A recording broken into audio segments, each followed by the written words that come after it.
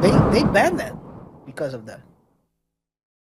Because they don't want to get caught up like Gilbert Arenas. Yeah, it's yeah. So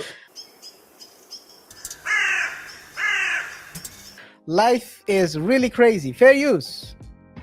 Free. You better not. Can't hold me, baby. They can't hold me. Hello. Free. Gilbert Arenas got caught up in a FBI indictment with some Israelis. No, guys, I know how to pronounce it. That's how I'm gonna pronounce it from now on. Israelis. For running a illegal casino at his home. But now he's free, and he's saying he's gonna tell it all because he's not part of this at all. They just rented this home. Audrey. I don't know if we're also gonna. I mean, we talked about Shannon Sharp already, and they're saying that Stephen A is snitching because everyone that's on ESPN First Take, everyone that goes on ESPN First Take gets caught up, right? In a lawsuit, they catch a case. He didn't catch a case; he just got detained, I guess. So, and put in jail. But you know what the thing is, KR, and that's again to the point we talked about, alluding to the point that we discussed in the previous segment. How you get money is important because fast money, you win quick, but you lose quick. We talked about Shannon Sharp, Gilbert Arenas as well. I mean, I mean, if someone's gonna snitch, it's him. I think he'll snitch if necessary. If he has to snitch, he will, because he's about himself, and he. Yeah. But it's just you get the money fast, but to your point, if you get the money slow, you have to learn how to manage the money. If you get the money fast, you keep doing things that you've always been doing. So maybe you play dice in the street with for a quarter or a dollar, and now you just do the same thing with higher stakes. You know, it doesn't really change. It doesn't really change the attitude, and you don't actually have to. It's a perfect example. That's a perfect example. Yeah. I've been thinking about this. That's the first thought that came to mind, KR. It's just the first thought that came to mind. It's just you win money. How many, RJ? How many times do you hear American football players got caught up playing dice in? I've heard that in the past. They got caught up playing dice on the premise of the training facility. Yeah. They banned that because of that. Because they don't want to get caught up like Gilbert Arenas. Yeah, So yeah, and you also see it like with ladies as well. But the thing is, KR, it's both sides, because on the one hand you have an athlete or someone else who gets the money quick, right? Usually when you get it young, you keep getting more. So, but athletes usually peak very early in life. 30. So after that, 40 usually if they're they lucky. go. After that, usually they go downwards, and they try to revive themselves. Not revive, but reinvent themselves, create a new career. They do podcasting, whatever the case may be. They do broadcasting, but it's never really on that level, right? So the thing is, they can keep out earning their, for the lack of a better word, and their stupidity, if they're stupid about their money, until they can't anymore. The problem is, for example, like a DK Metcalf, I believe he's not using his, I think he said he's not using either his endorsement money or his NFL checks. One of the two he's not using. So he's just putting it on the side. You do see like younger people, usually they do it a bit differently. Yeah, go ahead. They do it a bit, okay. Finish your thoughts. Okay, they do it a bit differently, but the thing is, they can, because they keep growing and they get bigger checks, they can out earn their stupidity. Once they reach that peak and you go downwards, some people go steep, others go less steep. But the question is, can they also, even if they weren't that stupid, can they adjust their spending at the same level, because if the spending, if the spending is here, right, and you earn money here, the question is, when you start seeing this, you have to do this, right? So then you can still go down, but still out earning. If you don't do that, then what you earn will be less than what you spend, and then it's just a matter of time. It's just math. Yeah. Perfect example. Yeah, the 2-on-2 lately, RJ. You're ending the show strong today. The one thing I have to say, DK Metcalf comes from slightly from money. His dad also played in the NFL before, so he knows his dad was able to teach him how.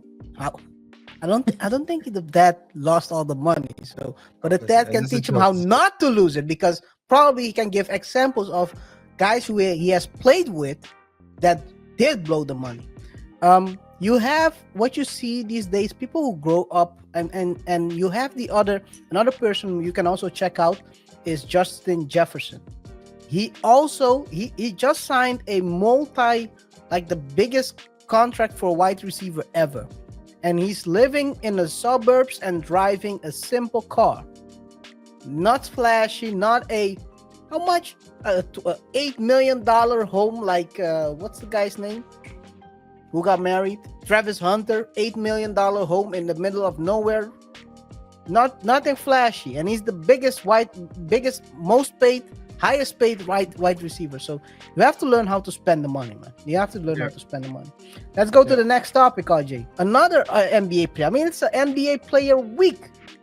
A lot of controversy.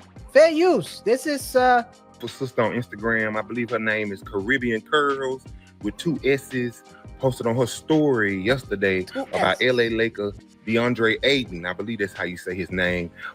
Leaving her stranded over in Turks and Caicos.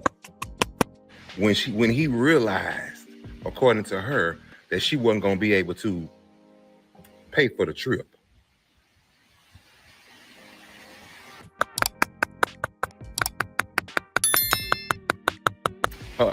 DeAndre would then post on his story a picture of him and his homeboys with the music in the background playing No Weapon by Fred Hammond and Radicals for Christ.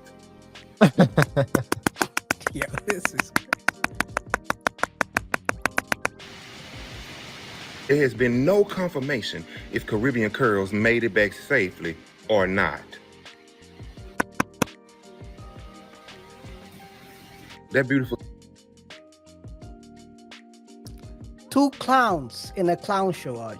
That's how I describe this. Someone, Again, RJ, if someone is flying you out, you know what the deal is. He's also as stupid to leave her behind. Just buy her a ticket, a one-way ticket back, and send her back home. Now you look crazy. Both of them are stupid. I think it's also who can't do business right. Yeah, and I guess it's a business. But you know what it is, KR? I think if your focus is on having a good time, I think that's a thing as well, right? If the focus is on having a good time, it's like, okay, you're a beautiful girl. I have the money. Let's go to, was it Turks? Turks, yeah. Let's go to Turks. Let's go to Turks and Caicos and, just have fun. And I know you're a beautiful woman. You're not a wife, but you're beautiful. So we can enjoy and spend time together, and if something happens, it does. And if it doesn't, that's a different mindset. But basically, these people are flying them over for prostitution. They're doing the dirty stuff. Not only that, RJ, they fly them out, and when the girl lands, she doesn't put out. This is crazy. You have to agree upon the deal before you fly them out. What the heck are these guys doing? By the way, RJ, a flight back is $450. Which is nothing. Just pay the money and send her back home, man. What are you doing? What the heck? Because the lawsuit is gonna be crazy, man. This is how these things start. This is how these lawsuits start. Yeah. we've been preaching this for a while now on this Yeah. channel. Yeah. Care package. Send her Care back home. package. Yeah. What's next? If you have this is, you know what? This is broke mentality. This man is making millions. Just pull the 450 out. You got caught. Hey, it's my loss. Send her back. Yeah. You can always say, I paid her ticket. Here's the proof. She didn't want to jump on the ticket. I didn't leave her stranded there. Yeah. Oh man, this is crazy. It's crazy what he's doing, and he got caught. Now your face is out here, and people are watching who you're trying to fly out.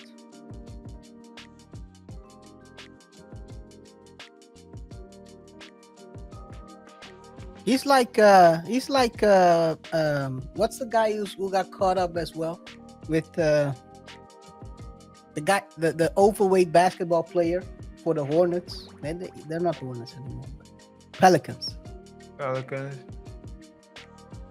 Who John got Moran? No. It's Who? it's No, he's The not. He's on the overweight- Grizzlies. But I just thought you don't know basketball.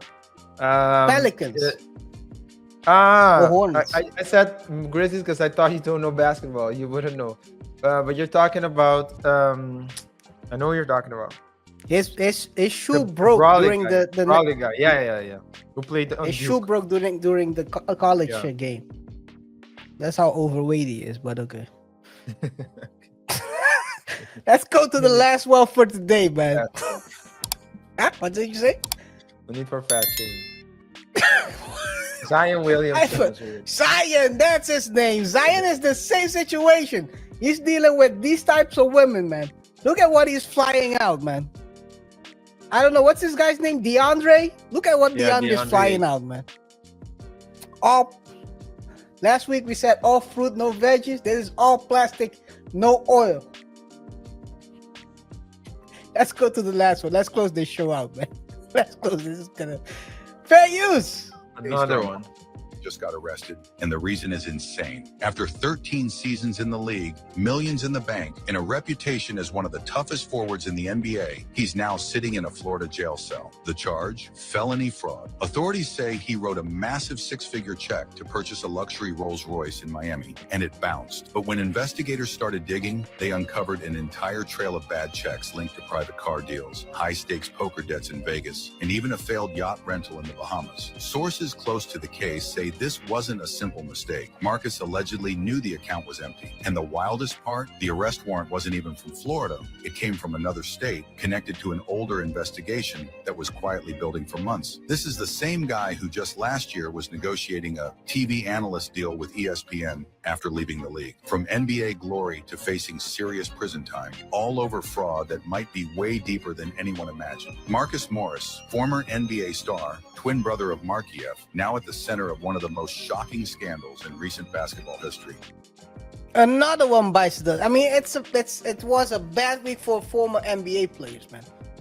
For NBA in general, man. Looking bad out here.